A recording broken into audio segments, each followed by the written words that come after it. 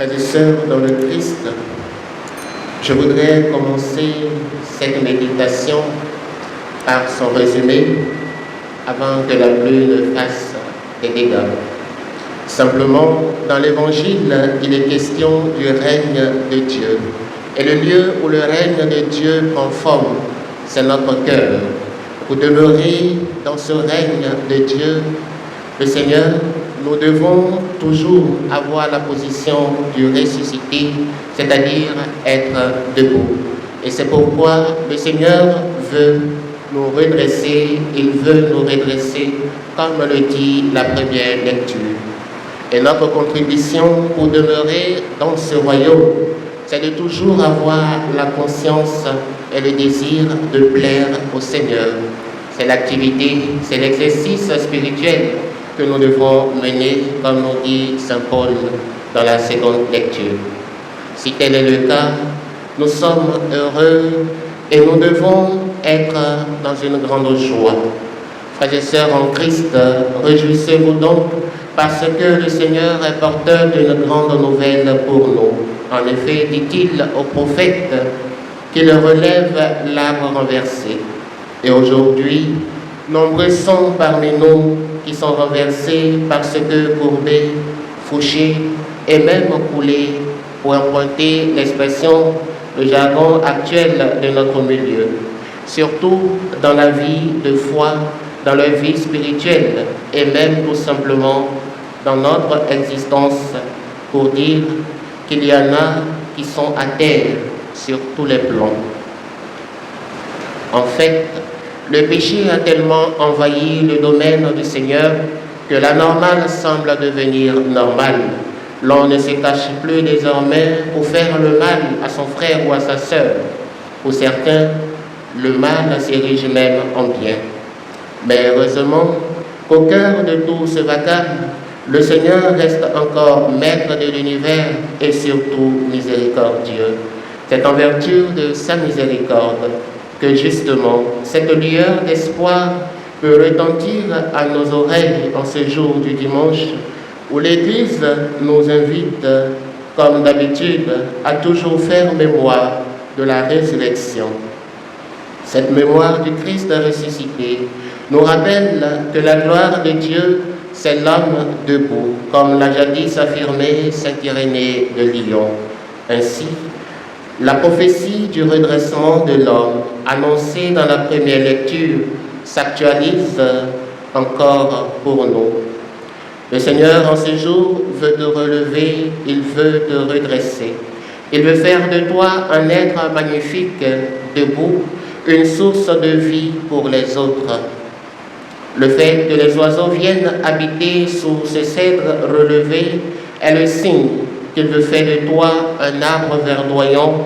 Alors, si tu crois que ta situation est chaotique, sache que le Seigneur peut encore faire quelque chose pour toi parce qu'il a parlé. Mais toi, le veux-tu vraiment? Es-tu prêt à faire le pas?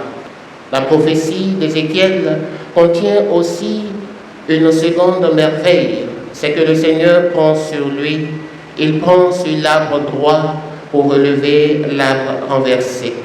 C'est une manière de nous dire que l'entraide est requise, mais uniquement dans le sens du bien et non pas dans le mal.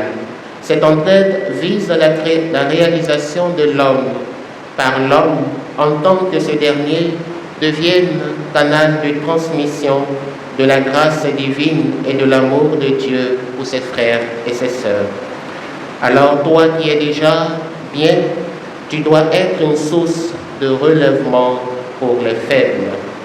En agissant de la sorte, nous œuvrons au bien et donc nous serons rétribués, récompensés en bien. Dans le cas contraire, la rétribution sera un mal, comme il est écrit dans la seconde lecture, puisque nous aurons manqué de contribuer à l'avènement du royaume. C'est-à-dire que le désir du ciel, le désir de demeurer près du Seigneur doit pouvoir être partagé avec toute personne se trouvant dans le besoin.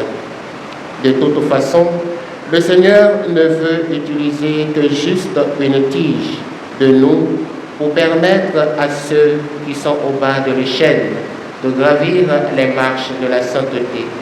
Alors, nous n'avons pas à craindre quoi que ce soit. Frères et sœurs dans le Christ, le relèvement de l'homme déchu, le Seigneur le permet parce qu'il est juste et droit, comme le chante le psalmiste. Parce qu'il est droit, il ne veut pas que l'œuvre de ses mains soit frappée de déchéance, de rabaissement.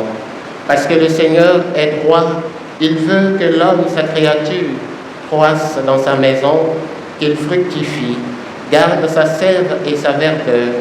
Croître dans la maison du Seigneur notre Dieu, c'est faire en sorte de toujours lui plaire. Telle doit être notre ambition, comme le souligne saint Paul dans la seconde lecture, dans la deuxième aux Corinthiens. Croître dans la maison de notre Dieu, c'est également étendre les valeurs chrétiennes et évangéliques le plus loin possible, à l'instar de la graine de moutarde qui, en grandissant, étend de longues branches au point de devenir utile pour l'habitation des oiseaux.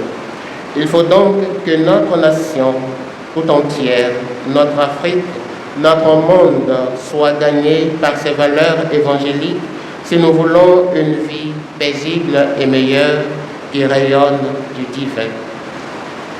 Dans ce corps mortel, nous sommes peut-être encore loin du Seigneur, tant ce corps nous fait pécher quotidiennement.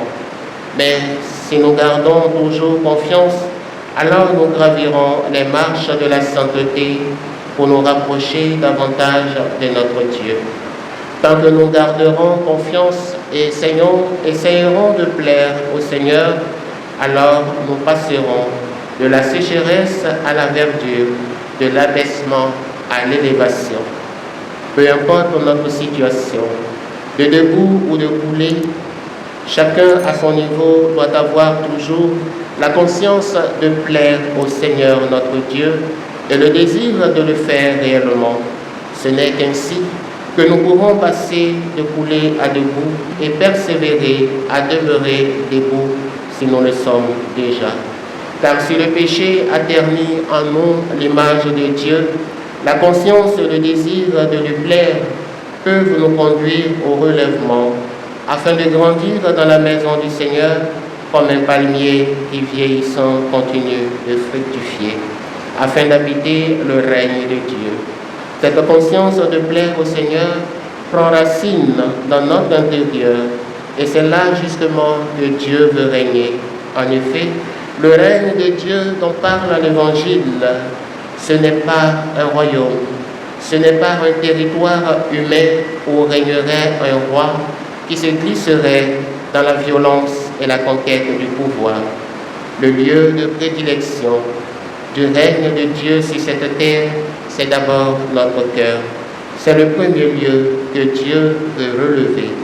Alors que cette conscience de plaire au Seigneur et le désir du parvenir ne nous quittent jamais. Ainsi, quand le corps qui est notre demeure sur la terre sera détruit, Dieu aura déjà construit pour nous dans les cieux une demeure éternelle à laquelle notre conscience de lui plaire et notre accomplissement du bien aura contribué. Que le Seigneur guide chacun d'entre nous sur le chemin du bien afin de nous ouvrir à l'éternité de la vie bienheureuse. Seigneur notre Dieu, regarde ce peuple en prière, regarde cette nation qui te cherche de tout cœur. Ne regarde pas ses péchés, mais fais en sorte qu'elle soit toujours debout, qu'elle rayonne de ta lumière par Jésus le Christ, notre Seigneur.